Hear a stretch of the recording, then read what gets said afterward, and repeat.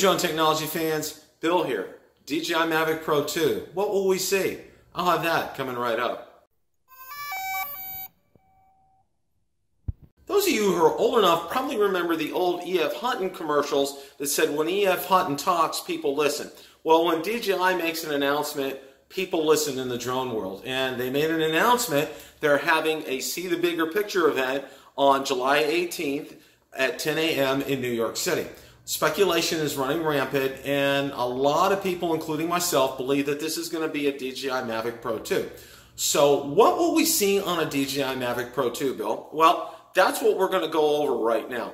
Now, the first thing that, and I've seen an awful lot about this, I believe there's going to be two versions of the Mavic Pro 2. I believe there's going to be one with a larger sensor than what's currently on the Mavic Pro, and I believe there's going to be one with a 1-inch sensor on this. Now, I also want to answer a lot of questions that I know I'll get in the comments section. Well, you know, the Phantom 4 Pro, it has the 1-inch sensor on that. Isn't that going to render that moot? No, it will not. If you remember, the Phantom 4 Pro also has a mechanical shutter on that. That's something that the Mavic Pro does not have. So bear that in mind when you're hearing that. So that's the first thing. The second thing is I believe they're going to have all-around obstacle avoidance on this drone. You're going to have 6 ways. And I also believe in conjunction with that, it's going to be active all the time. It's not going to be something where you're going to have to get, if you went into one mode, you know, it'll activate the front, it'll activate the rear or the bottom or the top sensors. No. I believe this is something that will be active all the time, and you'll have the opportunity to be able to shut this off.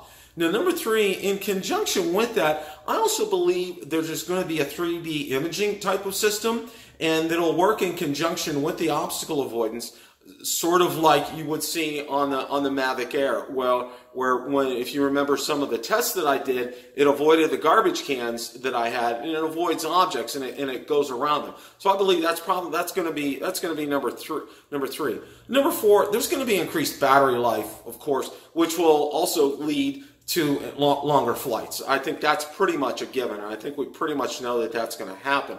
The next thing is number 5.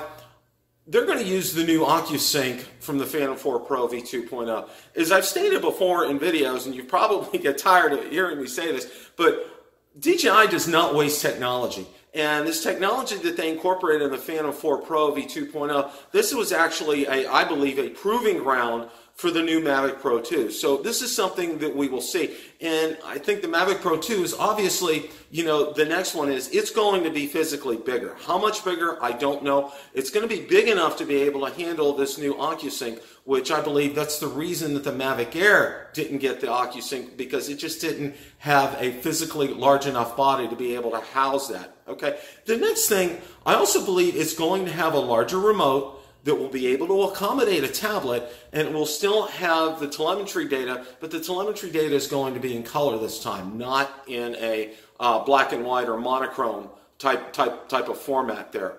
I also believe, number 7, it's going to have a higher ground clearance. Now, you know, one of the things that hit me right out of the box when I opened the Mavic Pro up, when I opened all the legs up and I set it down, was the ground clearance between the gimbal and the ground. It's very low. It's very, very low. Of course, you know, I purchased the extensions to be able to set it up higher, and I use those all the time when I fly. But I believe out of the box, it's going to be higher. And the last thing that I believe, it's going to have a beefed up gimbal. The gimbal assembly that's on the Mavic Pro 2 is probably, I think, one of the weakest points of the Mavic Pro right now. A lot of people who have crashed their Mavic Pros know this and understand this, that this is something that is very fragile, and it's very delicate, and it's very easily broken. I always take great care after every flight to put that gimbal guard back in place. And I think in conjunction with this new beefed up gimbal assembly, they'll probably have a cover like they do with the Mavic Air that's a one-stop shopping and lock that gimbal back into place. Question of the day. What is the one feature that you want to see on the Mavic Pro 2? Let me know in the comments section below. If you like the content from today's video, please make sure you hit the like button, subscribe, and tell others about the channel. Also, be sure to check out my Facebook page, where I do post daily updates regarding the drone and drone industry and anything DJI, Autel, or Parrot related. Also, be sure to check out my Twitter account, where I post daily updates there, and Instagram as well. Thanks so much for watching and happy flying.